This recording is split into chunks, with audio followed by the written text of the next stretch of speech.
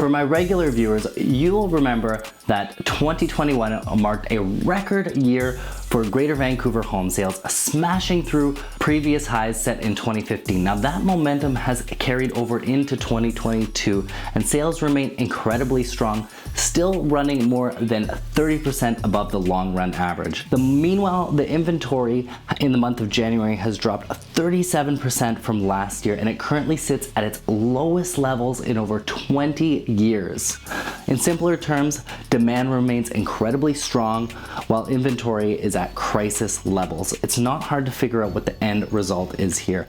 Bidding wars are plaguing the housing market. In January, buyers were desperate. Many have been looking for a home to buy for months, and they've reached a level of frustration willing to pay nearly any price to secure a home. Now the end result is an explosion in higher prices, and while it won't show up in the official home price index, it seems as though prices have jumped a good 5 to 10% over the past 6 weeks. Officially, home prices were up 18.5% in February, but this isn't doing the market justice. Detached house prices are up even more, showing a gain of 23% from last year.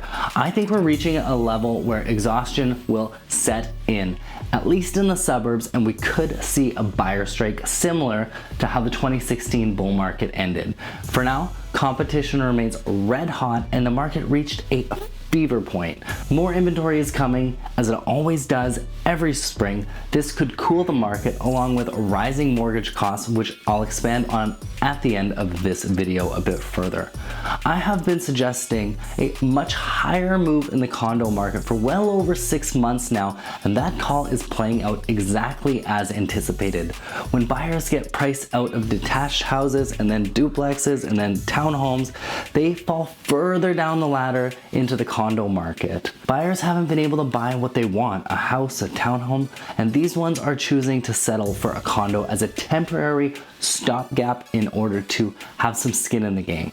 Now, when prices run up as fast as they have, people worry that they are underinvested and they choose to add more exposure in the form of condos. Now, the months of inventory for sale in the condo market has been steadily declining since April 2020, and it now sits at just 2 months of supply.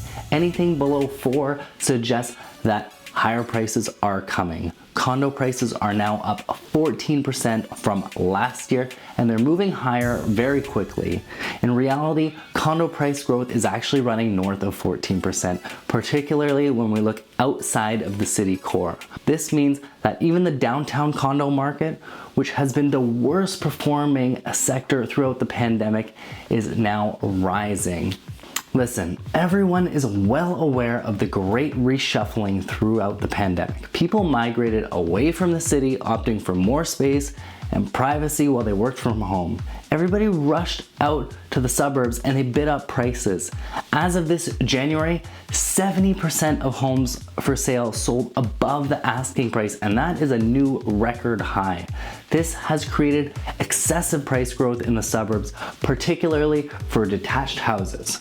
Since the start of the pandemic, March 2020, the typical price of a house in the Fraser Valley inflated by $581,000. Let me just give you a good real-life example of the insanity spreading across the suburbs. A cookie-cutter house on a small lot in Surrey sold for $985,000 in January 2020.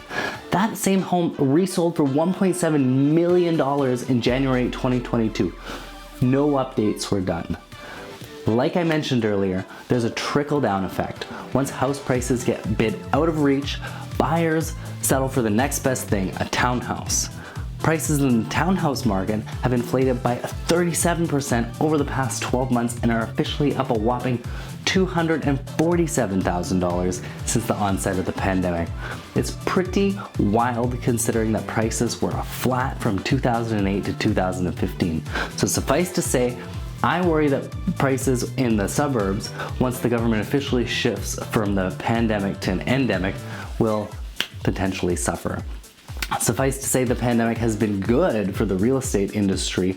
The combo of mortgage deferrals, cutting interest rates to zero and expanding the money supply by nearly 25% over the past 2 years has resulted in not only record consumer price inflation, but also record home price inflation. Shocking, I know.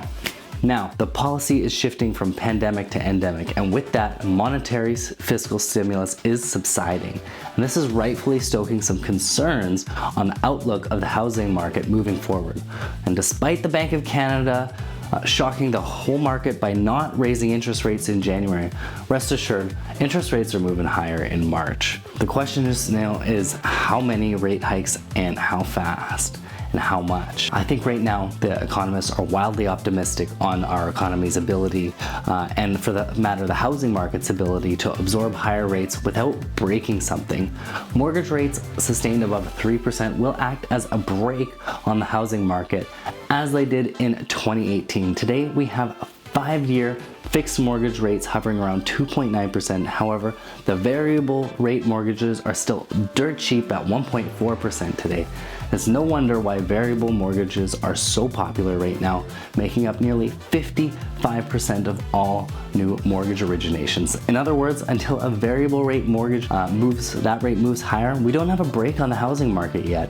This is going to take time. Most buyers get rate holds at the banks for 90 days, and once the Bank of Canada starts raising rates in March, those rate holds will have to start to expire for buyers to be subject to more expensive borrowing costs. The long story short is this likely won't filter through the housing market until the fourth quarter of the year.